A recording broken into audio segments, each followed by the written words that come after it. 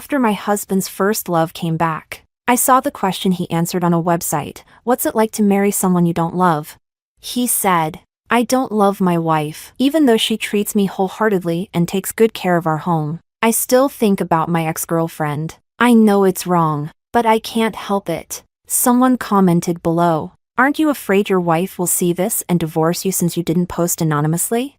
He replied, no, she won't. She can't leave me. He didn't expect that the next day, I would place the divorce papers on his bedside table and quietly leave. Chapter 1. After Sophia came back, I found Matthew's answer on a Quora website. What's it like to marry someone you don't love? He didn't post anonymously, and his profile picture was still a photo of him with Sophia's back. It probably feels like life is a stagnant pool. I don't love my wife. After I broke up with my first love, my family pressured me to get married quickly. At that time, I was disheartened and felt that as long as it wasn't her, it didn't matter who I married. My wife had always liked me. We had known each other for a long time, knew each other well, so I proposed to her. I still remember how she cried with joy that day, asking me repeatedly if she was dreaming. Honestly, I felt quite guilty. She has treated me wholeheartedly over the years, taking care of everything, big or small, in our home. My fingers trembled slightly as I continued scrolling down. He said, but I don't love her. All these years, I've always been thinking about my first love. I know this makes me a terrible person. I've tried to love her, but I just can't. Someone commented below, you didn't even post anonymously. Aren't you afraid your wife will see this and divorce you? His tone remained as confident as ever. No, she can't leave me. It's like there's an old thorn buried deep in my heart. The edges have long been smoothed by time and flesh, no longer piercing as sharply as before, but there's still a dull, persistent pain that can't be ignored. I smiled bitterly. See, he knows me so well. Even now, he knows I can't leave him. Chapter 2. That night, Matthew acted as usual. We behaved like a polite couple. After he routinely praised the dinner I made as delicious, he went to bed and turned his back to look at his phone. The 1.8-meter bed isn't that big, but with our backs turned to each other, there was still a vast, unbridgeable gap between us. I suddenly remembered the day he proposed to me. He thought I was crying tears of joy, but he didn't know that my heart was full of sorrow. He had been with Sophia for 7 years. From age 17 to 24, they had the best years of each other's lives, accompanying each other from youthful innocence to maturity. After graduating from university, Sophia wanted to pursue further studies abroad and received an offer from her ideal school. But Matthew's father was seriously ill at the time, and he was required to take over the family business and stay in the country. Long-distance relationships rarely end well. They managed to hold on at first, but as the distance grew, so did the number of problems. The time difference made it harder for them to communicate. Moreover, Matthew had just taken over the company and was incredibly busy every day. Sophia, alone in a foreign country, realized that whenever she needed Matthew, he was never there. The arguments between them became more frequent. Finally, after a big fight a year later, their conflicts reached a breaking point, and Sophia impulsively broke up with him. Things could have been salvaged at this point, but they were both too proud to back down. Matthew was grieving the recent loss of his father and couldn't focus on anything else. In the end, they drifted apart, but I knew that Matthew never really let go of Sophia. When he proposed to me, I already knew that he didn't love me. He was just in a chaotic state, looking for someone to marry to get it over with, and I happened to be the best candidate, so he randomly chose me. I understood all of this, but the saddest part was that even though I knew all this, when he casually proposed to me with a ring his secretary had bought, I couldn't help but say yes. That day, I cried so much that I couldn't stop, and he thought I was crying out of happiness. But in reality, I was just sad. Sad because I knew he didn't love me, but I still couldn't help but love him. Chapter 3. Whether intentionally or not. Right after Sophia returned, our university class president organized a reunion. After 3 years, Sophia was even more beautiful than before. She wore a long dress in a Morandi color, her long, wavy hair cascading down her back. She looked relaxed yet elegant, But Matthew didn't glance at her once after entering. He just sat beside me, thoughtfully placing food on my plate. At home, he never peeled shrimp for me, but now he carefully placed peeled shrimp in my bowl, smiling gently. Eat more. Sophia's movements paused, and the smile on her face slowly faded. I suddenly found it a bit funny. In this drama that seemed to involve 3 people, they were the ones performing with passion, while I was just an undeserving fool watching from the sidelines. After a few rounds of drinks, a tipsy, bald classmate loudly joked at Sophia. "Sophia, how come you're even more beautiful than before? Do you have a boyfriend now? If not, why not consider me?" Out of the corner of my eye, I saw Matthew's body tense up. Sophia smiled. "No, but I don't think we'd be a good match." "Why not?" The bald man, rejected, was slightly angered and started to speak carelessly. "You're not still thinking about Matthew, planning to stay pure for him, are you? He's married now. Let me tell you, once a woman is over 25, it's hard to find a man. Do you still think you're some kind of fairy?" Sophia's smile faltered. "You've had too much to drink." Another classmate, who seemed eager to stir up trouble, pulled out her phone. Maybe they both still have feelings. I saw Matthew answered a question on Quora about what it's like to marry someone you don't love. "Sophia, isn't this photo of you and Matthew? It's still in your WeChat moments." Hearing the potential for drama, everyone pulled out their phones. "Where is it?"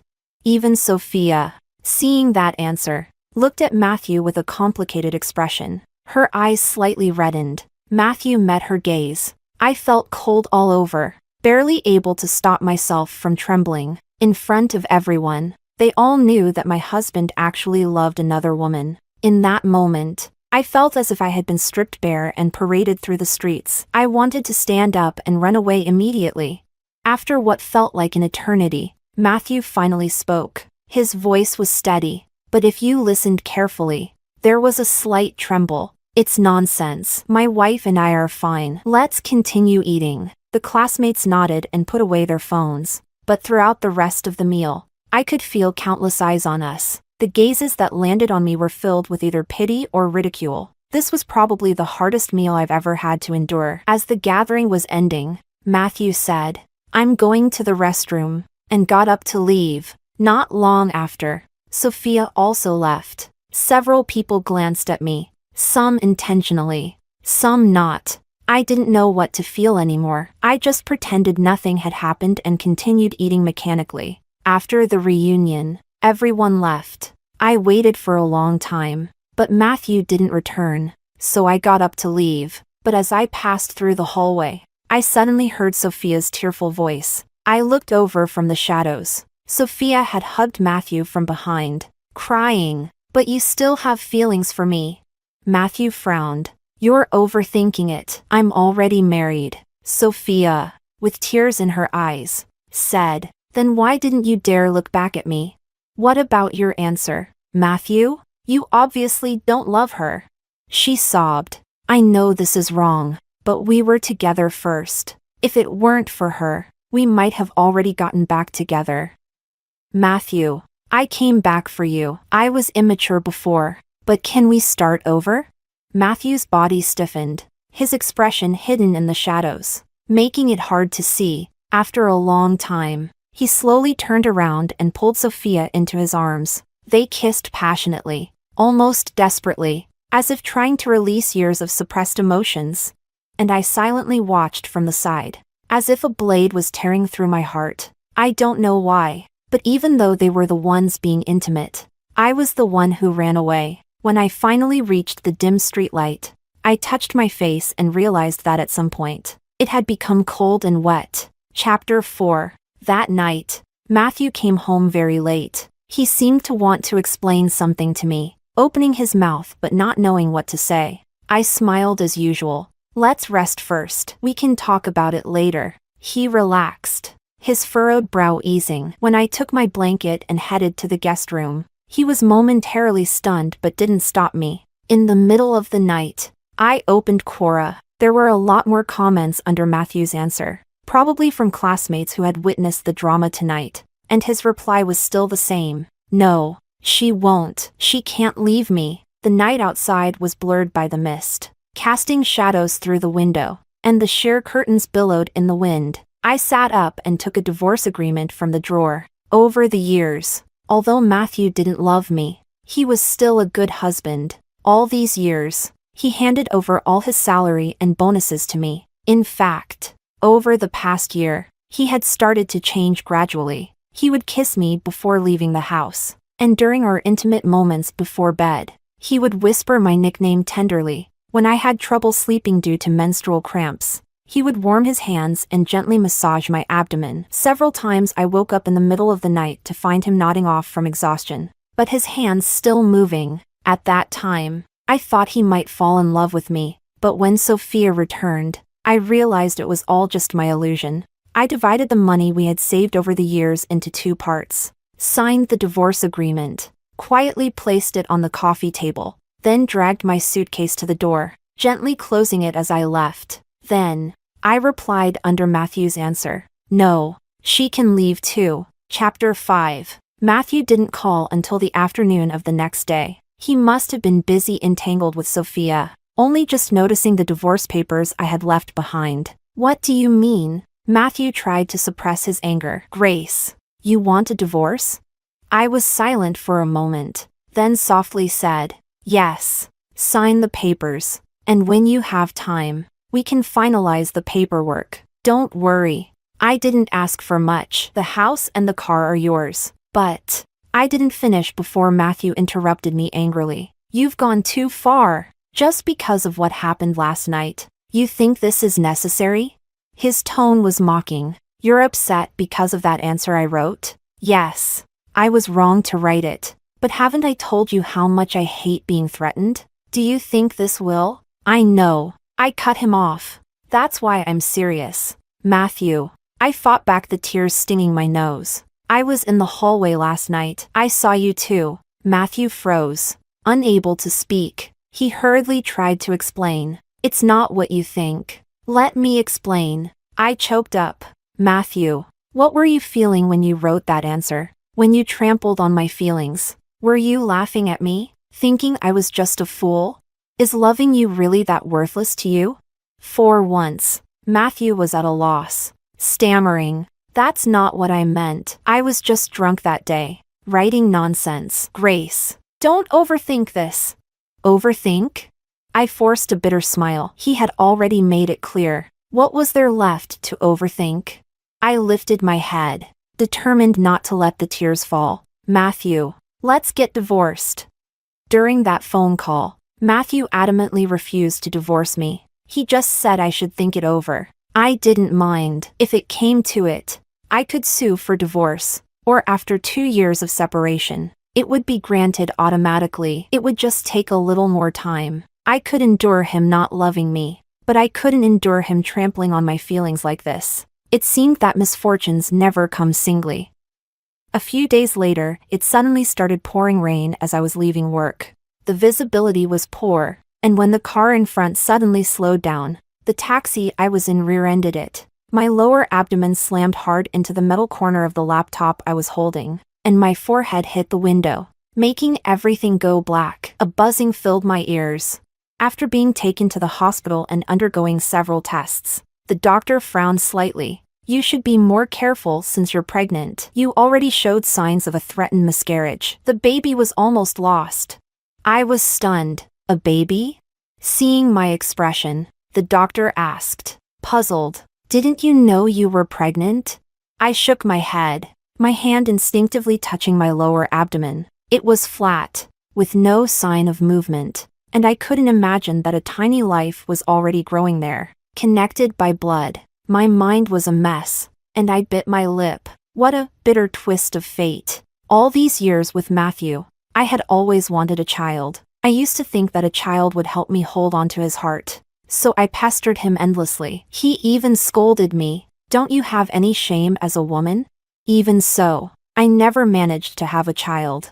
I couldn't help but smile bitterly. Now, when we're about to divorce, the baby comes at the worst possible time. The pain in my head persisted, and I felt nauseous. The doctor checked again and said, It could be a concussion. You need to be hospitalized for observation. And given your condition, you need someone to take care of you. Have your family come and handle the paperwork. I pressed my lips together and, after thinking it over, sent a message to Matthew. When he didn't respond, I called him. It was humiliating, having just threatened him with divorce, and now calling him right away. But I had married into his city, and I had no relatives or close friends here. He was the only one I could turn to. The phone rang for a long time before he picked up, and I could hear faint music and voices in the background, fighting back the pain in my head.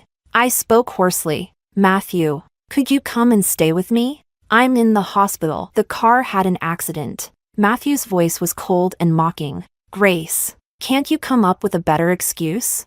I didn't. He cut me off. Weren't you so strong yesterday, threatening me with divorce? What? Did you regret it already? In the background, I heard Sophia's voice. Matthew, come over here. Before hanging up, Matthew left me with a sneer. Grace, I really looked down on you. Then there was nothing but the cold electronic buzz of a deadline. I stared blankly at the phone, feeling like my heart had stopped beating. The pain in my head and abdomen faded away, leaving only the dull ache in my chest. The doctor continued. You need to get an injection to stabilize the pregnancy. Your condition isn't ideal, and if this continues, it will be hard to keep the baby. I looked up, expressionless, and said, there's no need. I don't want this baby. You want to terminate the pregnancy? After a moment's pause, I nodded. My tongue tasted bitter and numb, but I still forced out the words. Yes, I want to terminate this pregnancy. Chapter 6. Because I wasn't in good condition on the first day, the doctor scheduled the surgery for the next day. Before the surgery, I opened my phone and saw Sophia's post on her moments. In the revolving restaurant at the TV station, she was making a wish over a cake, and Matthew was beside her, smiling gently at her. The caption read, wishing that every year from now on, you'll be by my side. A sharp pain shot through my lower abdomen, quickly spreading to every part of my body. I couldn't help but hunch over slightly, gripping the bed rail for support. No wonder he refused to come and be with me. He was busy celebrating Sophia's birthday. Of course, the birthday of the woman he loves is much more important than that of a wife he doesn't love. The doctor walked over. You haven't signed your consent form yet. Has your family member arrived? My eyes felt dry, painfully so, but no tears would come. I thought, maybe I've cried all my tears already. I opened my mouth. I don't have a family member. Doctor, I'll sign it myself. A miscarriage isn't a major surgery with anesthesia. I didn't feel a thing, and even when I got off the operating table, it didn't feel that painful. I just felt empty, like a part of me had disappeared. After the car accident and the miscarriage, I took half a month off to recover at home. Once I felt a bit better, I went downstairs to buy some of my favorite foods, trying to pass the time by cooking at home. I needed to keep myself busy, otherwise, the emptiness would consume me. I went to a supermarket I used to frequent, but as I was picking out some beef, an irritating voice sounded behind me. Isn't this Grace? You're grocery shopping too? I turned around, and there was Sophia, her arm hooked around Matthew's, a knowing smile tugging at her lips. Why are you here alone? I didn't want to say a single word to her and turned to leave, but someone grabbed my wrist. Matthew looked at the bandage on my leg, his brow furrowed. You're hurt? I sneered. It's only been a few days, and you've already forgotten? Mr. Wong, how could you be suffering from dementia at such a young age?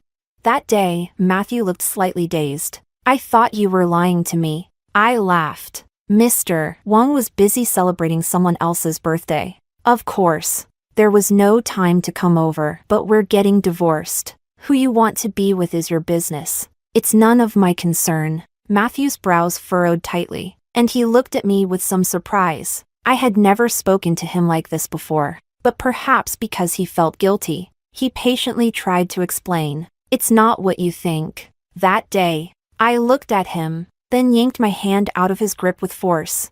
Get lost, I said coldly. Matthew, just hearing you talk makes me sick. I didn't want to look at his face that made me feel so uncomfortable anymore, so I turned and left. Matthew stared at me in shock, the words in his mouth left unspoken. That evening, I received a WeChat message from Matthew. He hadn't messaged me in a long time. Scrolling up, the chat history was almost entirely messages from me. Will you be home for dinner tonight? I'm making your favorite sweet and sour pork. Today I saw a stray cat by the roadside that had eyes a bit like yours. Haha, JPG. The last message was the one I sent from the hospital that day. I was in a car accident. Can you come be with me? He never replied. I had been foolishly playing a one-woman show. But today, he actually messaged me. Matthew explained. Sophia said she had no one to celebrate her birthday with when she returned to the country. So I went. There's nothing between us. Don't misunderstand. I don't know what got into him, but for the first time, he was softening his stance. It was wrong of me not to come to the hospital that day. It won't happen again. I suddenly found it a bit ridiculous. Being with Matthew, it seemed like everything was wrong. The person was wrong. The timing was wrong. Everything was wrong. When I wanted a child, I couldn't have one. And now that we were about to divorce, the child came, only for me to have to terminate the pregnancy. I had waited so long for his explanation, and now that I didn't need it, he came running to offer it. How absurd. It seems that we were never meant to be together. I had forced it. Now I've finally realized that a forcibly picked melon is so bitter. Chapter 7. A few days later, I received another call from Matthew. It was midnight, and his voice was hoarse, tinged with a hint of pain and impatience. Where did you put my stomach medicine?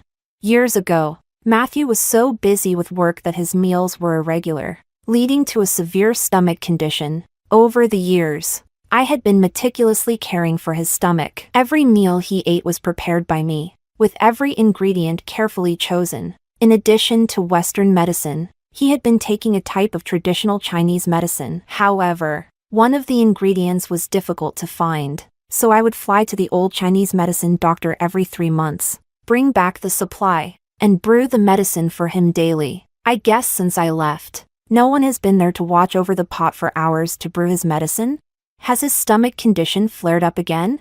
Without any emotion, I replied, it's all gone. Matthew was stunned, and after a moment of silence, he spoke with a voice tinged with pain. Why didn't you go get more? Go get more this time. During the years we were together, I never once missed giving him his medicine, except when the doctor specifically advised against it. Even in the freezing cold of winter, I would fly to buy the medicine, waiting outside the pharmacy at 4 in the morning to make sure I got it in time. But now, on what grounds does he expect me to do this?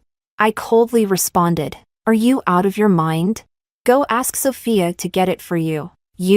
Before he could finish, I hung up the phone and blocked him on all platforms. I thought that would be the end of it. But when I got off work the next day, Matthew was waiting for me. He stood by the roadside, wearing a long black coat, looking like a model in a fashion shoot. My colleagues passing by couldn't help but glance at him, whispering excitedly. I was momentarily stunned, then frowned. When we were together, I had fantasized about him picking me up from work, but he never liked being seen in public with me and always refused. Now that we were getting divorced, what was he doing here? Seeing me, Matthew strode over and grabbed my arm. He was displeased. Why did you hang up on me last night? I looked at him. He was genuinely confused and annoyed, as if this whole time, I had been acting in a one-woman play while he remained detached. Suddenly, I felt exhausted, a wave of indescribable disgust washing over me. I yanked my arm out of his grasp. We're getting divorced. I don't think there's any need for us to talk anymore. He frowned. Divorced? Are you still mad about Sophia? I already told you there's nothing between us. Can't you stop being so unreasonable? Looking at the man I had loved for so many years, I suddenly felt an overwhelming surge of anger. Even now, he was still referring to that woman as Sophia, still insisting there was nothing between them. And he thought I was being unreasonable. Does he not realize why I'm angry? Does he not understand that he shouldn't be saying this? No, Matthew is a shrewd businessman. He knows exactly what to say in any given situation. He just doesn't care. He thinks of me as nothing more than a dog who, no matter how much he hurts, abandons, or disrespects me, will always wag its tail and stay by his side. He just doesn't think I'm worth any effort. Rage roared through me, burning away my last shred of reason. I suddenly couldn't stand it anymore and slapped him hard across the face. Slap! I didn't hold back at all. The slap was firm and fierce, causing Matthew's head to jerk to the side. For a moment, he stood there, eyes wide in shock, completely stunned. At that moment, Sophia suddenly marched up from behind him, her brow furrowed. Matthew, what are you doing here? She turned to me, her expression instantly changing to one of disdain, almost sneering. Grace, can you stop bothering Matthew? He's always loved me. If it weren't for you interfering, we might have been married by now. And even now, you still won't let him go? Can you have a little dignity? Sophia's company was nearby. She must have just gotten off work. What a twisted fate that the three of us would run into each other like this. Her words immediately drew the attention of passers-by, and I could already see people taking pictures and whispering, "So she's the other woman. Huh? How shameless. The wife is so pretty, yet she's still causing trouble. Unbelievable." I clenched my fists, trying to hold back, but I couldn't stop myself and slapped Sophia too. This slap carried all my pent-up anger, and she was stunned by it. When she came to her senses, she was furious, completely losing her composure as she rushed at me, shouting, "How dare you hit me? How dare you hit me?" In the past, I had always held back because I loved Matthew, not wanting to upset him. I always believed that if I treated him well, if I stayed by his side, after 5 or 10 years, he would eventually notice me. But now I realize that you can't earn love by trying to impress yourself. Love is selfish. Just like he loves Sophia, she doesn't have to do anything. Yet she's been on his mind for all these years. And no matter how much I humbled myself, no matter how much I gave, he doesn't love me. I grabbed Sophia's wrist and said clearly, one word at a time. First of all, I didn't interfere with your relationship. We got together a year after you broke up. Secondly, we're still married. We're legally husband and wife. You're the one interfering in someone else's relationship. Lastly, I don't understand why you're so arrogant. You're the mistress breaking up a marriage, yet you dare to lecture the wife? Is this what you call dignity? If that's what you call dignity, then I can't learn it. I studied law in college, and the angrier I am, the clearer my mind becomes. Everyone around us was shocked. So she's the mistress. And she's still this arrogant? Unbelievable. Are mistresses really this shameless nowadays? Let's post this online and make her famous. Mistresses deserve to be shamed. Sophia glanced around, biting her lip hard, then turned to Matthew with a tearful expression, grabbing the corner of his coat. Trembling, "Matthew, she hit me. Are you just going to stand there and let her hit me? You love me, right? Tell her. It's her who interfered with us." I sneered. "Don't play the innocent card with me." I slapped him too. "Go ahead. Have him hit me back." Matthew remained silent. In Sophia's shocked gaze, he slowly pried her hand off. "I think there's been a misunderstanding. I love my wife, and I have no intention of divorcing her. Sorry." "Sophia, a misunderstanding?" Her eyes widened in disbelief as she stepped back. "Then what about everything else? You said you couldn't forget me. You kissed me while she was in the hospital. You were celebrating my birthday. And now you're telling me it's a misunderstanding? Matthew, are you even a man?" Matthew replied softly, "I admit, I had some unresolved feelings for you, but I've realized that it was just leftover resentment from those years. I've had a good life with Grace. I'm the one who owes you an apology." Sophia covered her mouth, tears streaming down from her red, swollen eyes. "Bastard!" A moment later, she slapped Matthew across the face, then ran off, unable to hold back her tears. I didn't want to be gawked at like a spectacle any longer, so I turned to leave. Matthew tried to stop me, but I shrugged him off. Without expression, I said, "Let's find a time to finalize the divorce." He gritted his teeth. "I'm not divorcing you." I shrugged. Do as you like. I'll just wait until we've been separated for 2 years and then sue for divorce. Then I got into my car, stepped on the gas, and drove away from him quickly. Our relationship has become a joke. I believe Matthew has genuinely realized that life without me doesn't suit him, because I've taken such good care of him over the years, ironing every shirt, preparing every meal to his taste, giving him every dose of medicine. He never had to worry about anything at home, big or small, and for me, he didn't need to remember all our anniversaries or even show up for my birthday. He knew I wouldn't get angry with him. Now that I'm gone, who else will love him as wholeheartedly as I did? Of course. He's panicking, trying to distance himself from Sophia and return to his comfort zone. But I no longer want to be the fool who just waits, waiting for him to fall in love with someone else and then leave me heartlessly, waiting for him to come back to me when he's had enough. As if I were just a dog he could summon and dismiss at will. Lying on that operating table, I cried, countless times praying he would come see me, even just once, even just one glance, so I wouldn't feel so alone and terrified in that bloody moment. But he didn't even give me that chance for self-deception. If I forgive him, then I'm betraying the child I had to kill with my own hands, and I'm betraying myself for all the suffering I've endured. Chapter 8. I didn't pay much attention to what happened that day, but I didn't expect that a few days later, at work, a colleague suddenly approached me, hesitating before handing me their phone. "Grace, is this you?"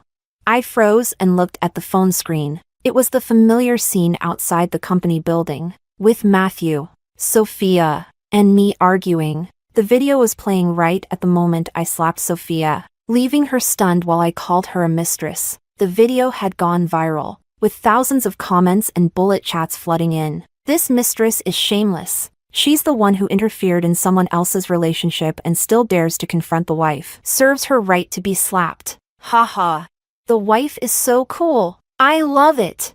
Let's wait a bit before jumping to conclusions. Just because she said it doesn't mean it's true. Am I the only one who noticed how handsome the guy is? He looks better than a celebrity. No wonder 2 beautiful women are fighting over him. Don't let your morals be swayed by his looks. A cheating scumbag should just disappear, no matter how handsome he is.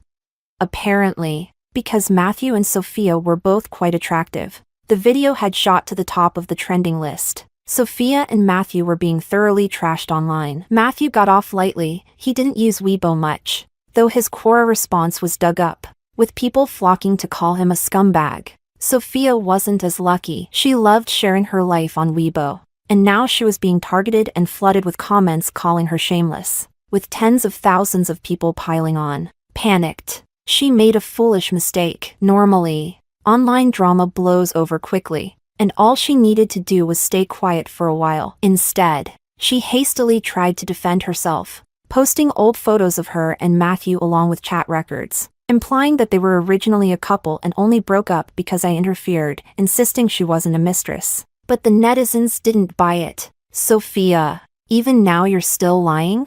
We all know that after you went abroad, you were the one who broke up with Matthew. Grace got together with him a year later. You're the one who's shameless. Just because Matthew broke up with you, does that mean he should stay faithful to you forever? Everyone he dates after you is interfering? Do you have no shame?"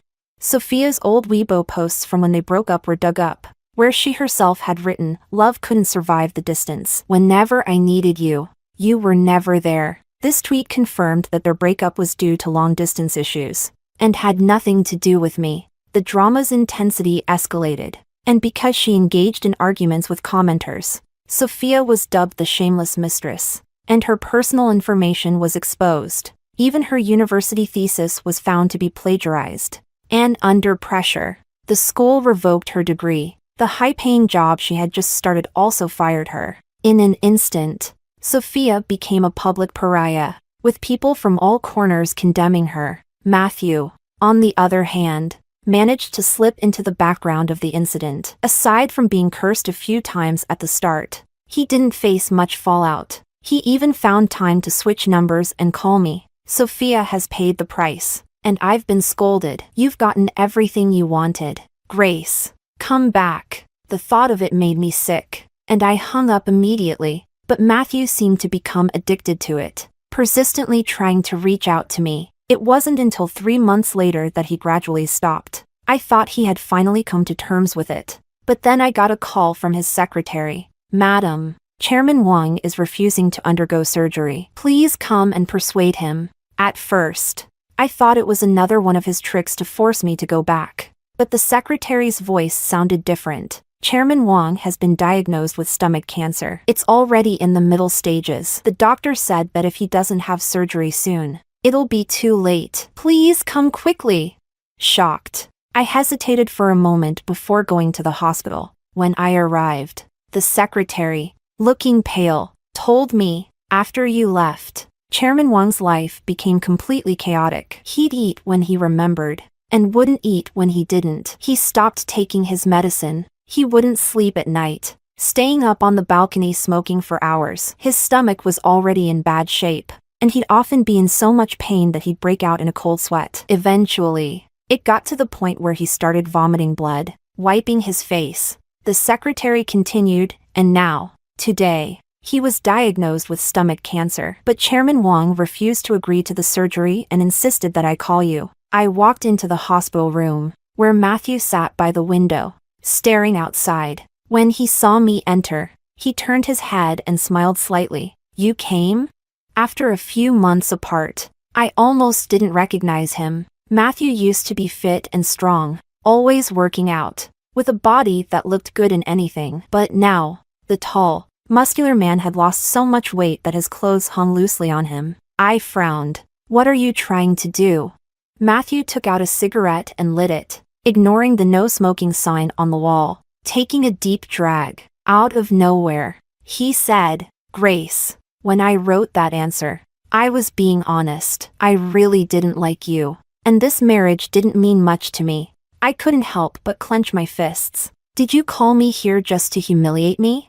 No, he continued. When I first saw Sophia again, I was genuinely excited. I really did love her when I was young. She was beautiful, capable, and a match for me. I thought I couldn't get over her. But it's strange. After spending time with her, I realized I wasn't as happy as I imagined I would be. I couldn't stop thinking about you, comparing her to you. When we ate together, she ordered a spicy dish, and I thought, if it were you, you wouldn't have ordered something that spicy because you know I can't handle it. When my stomach hurt, she panicked, and I thought, if it were you, you'd have found the medicine immediately. No, if it were you, you wouldn't have let my stomach get to that point. She's excellent, interesting, but when I was with her, I couldn't help but zone out, thinking, what are you doing right now?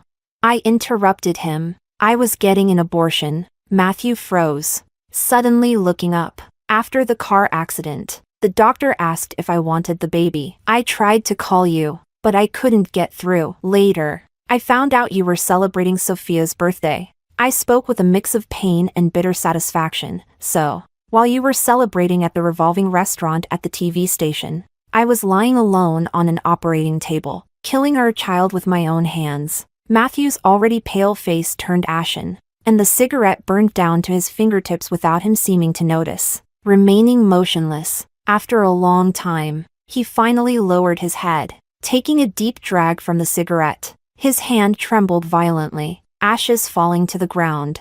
As he rasped, no wonder you won't come back. These days apart, I couldn't stop thinking about the past. Back then, whenever I came home, you'd always blush and give me a kiss. And there'd always be a meal you'd cooked waiting on the table. I didn't think much of it at the time, but now that I look back, I realize that I used to look forward to coming home. I already had everything I wanted. I had already fallen in love with you. I just didn't see it. Grace, I know I've wronged you. Now I understand how deeply I've hurt you.